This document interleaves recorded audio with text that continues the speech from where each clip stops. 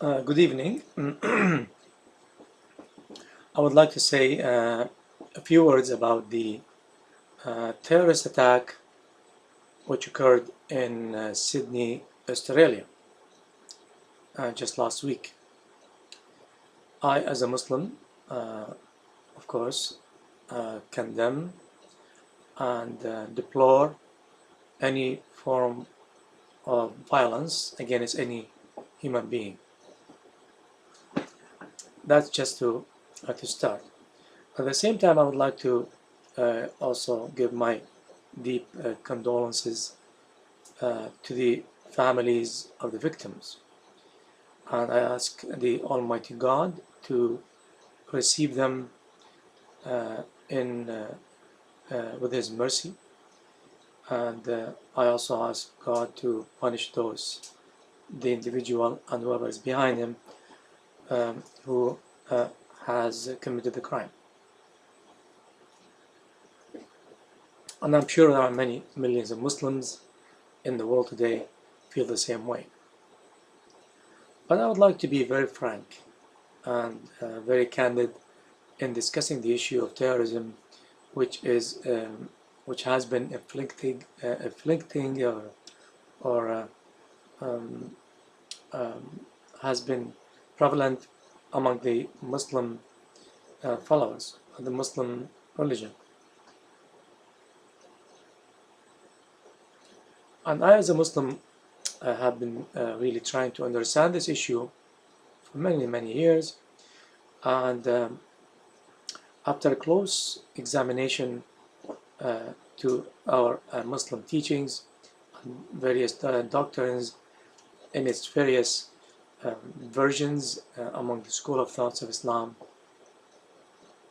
and I must be very frank to myself and to everybody else that actually indeed we do have in our teaching serious problems which is absolutely to be taken or to incite violence and encourage the followers of the Muslim religion to commit violence in the name of Islam, in the name of the Prophet, and under the pretext of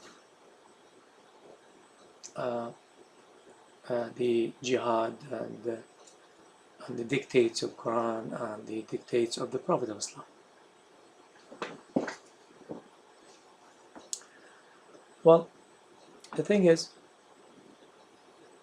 the problem at hand is extremely complex, and we are dealing with centuries of interpretations and presentations and opinions rendered by our respective Muslim scholars.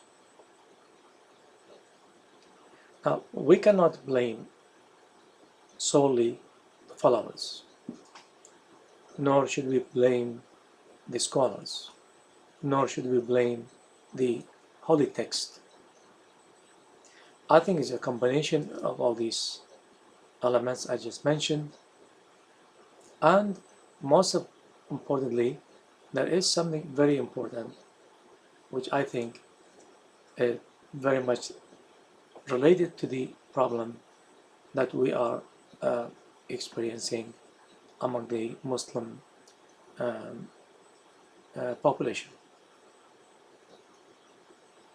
The problem lies in the nature of relationship between the Muslim or the Muslims and the sacred text.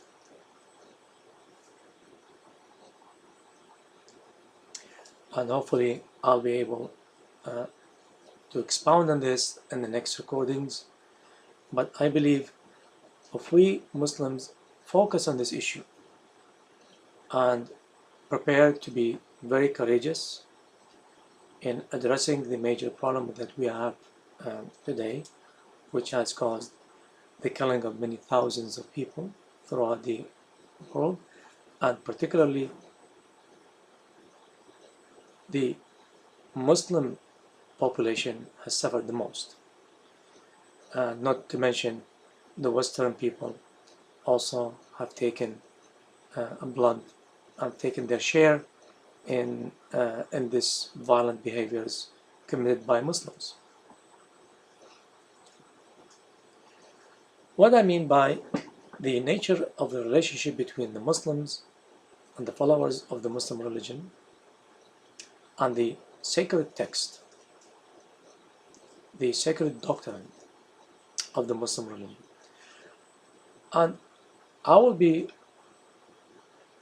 focusing and I'll be referring to the Muslim religion as opposed to the Islamic religion. And I differentiate here for a very, very specific reason. Not just casually I'm interchanging between Islam and the Muslim religion.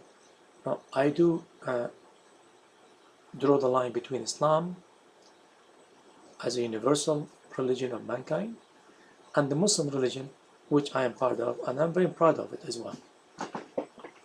So we have to keep in mind there is a difference between the Muslim religion, which is the religion of millions of people around the world, and also the universal religion of Islam. Hopefully I will be able to shed light on this particular distinction as we go along.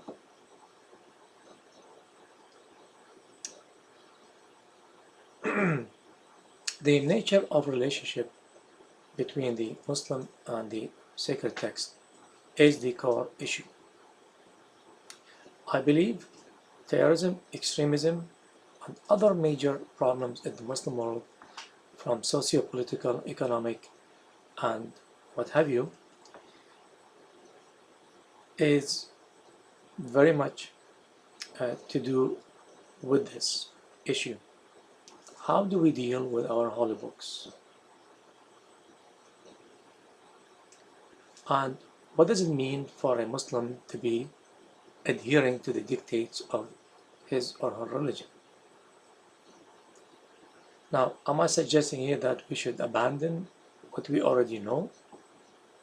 Or am I suggesting we should come up with a brand new religion? No.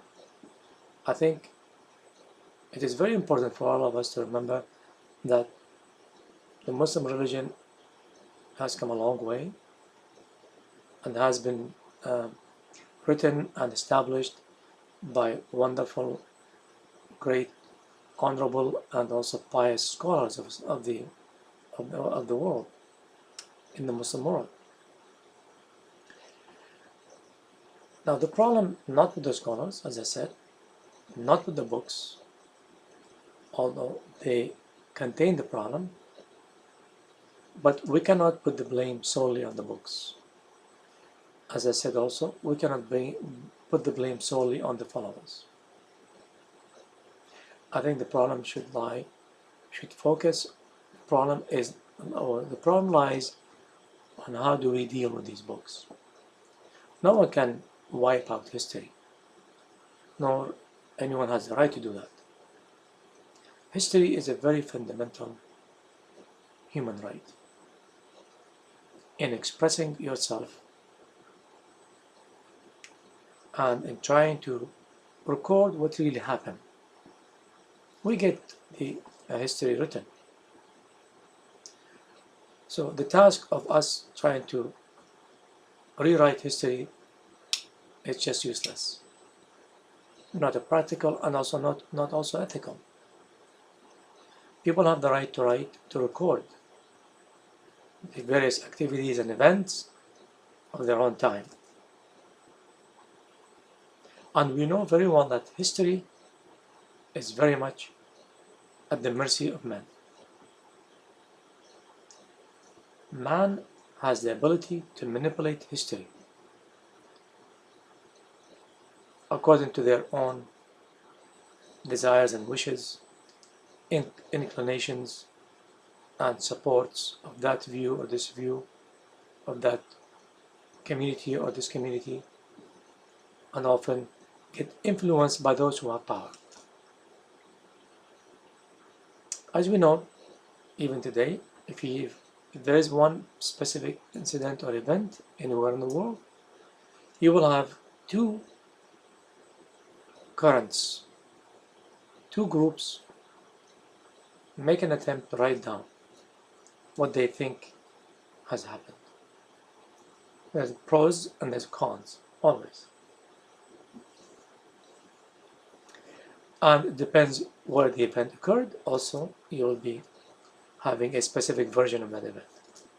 So we know that history has all these potential to be manipulated, to be influenced, and man desires plays a major role.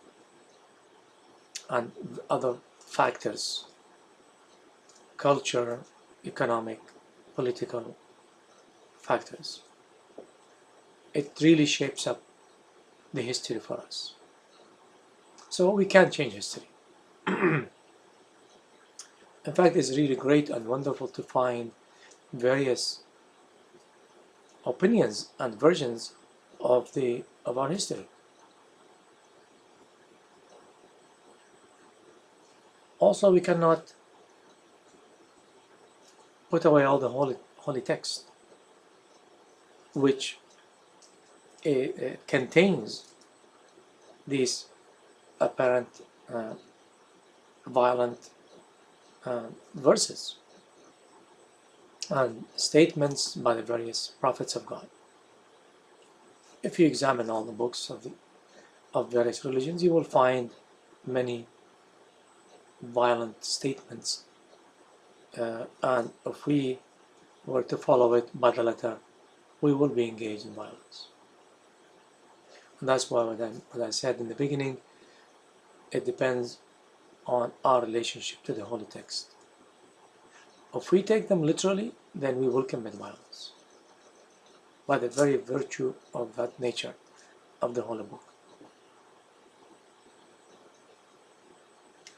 So my focus will be on what kind of relationship should a Muslim have with his or her holy books. Hopefully that will be my next talk. I hope I did not take much time. I'll go very easy and very short, and hopefully you will learn something, and I would like also to see any opinions and comments. If you like to engage, I'll be very glad to reply back. Thank you very much, and may God bless you. Until next time, good night.